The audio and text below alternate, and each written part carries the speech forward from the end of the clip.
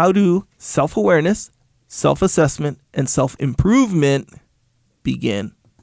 And how do they continue over time? Well, they're all tied together. And it starts with being self-aware, with being able to detach. Because if you can't detach from yourself, then you can't see yourself. And so people ask, well, then how do you detach from yourself? How do you learn to do that? And a good drill for this is try to imagine the way other people see you and what other people are thinking of you.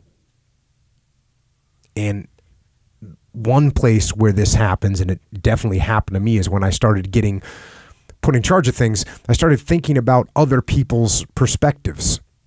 What are they seeing? If you're in charge, then what do your subordinates see you do? What do your subordinates hear you say? What kind of representation are they receiving? And if you work for someone else, it's the same questions. What does the boss see me do? What does the boss hear me say? What kind of representation am I making of myself to my boss? And then you start thinking about, what do your friends and family think? What do they see? What do they hear? And so the question becomes, how well do you represent yourself? What shortfalls do you have? Now, when you first start looking, it's like you're looking at an overgrown lawn. There are some big, obvious problems, so you do a broad, just kind of general cut of the grass. You fix some of the big, easy problems that are obvious. And once you've done that, once you've gotten rid of some of those big, obvious problems, you notice some more detailed problems. So then you handle them. And once you've got those handled, you see even smaller and more detailed issues. So you start trying to fix them.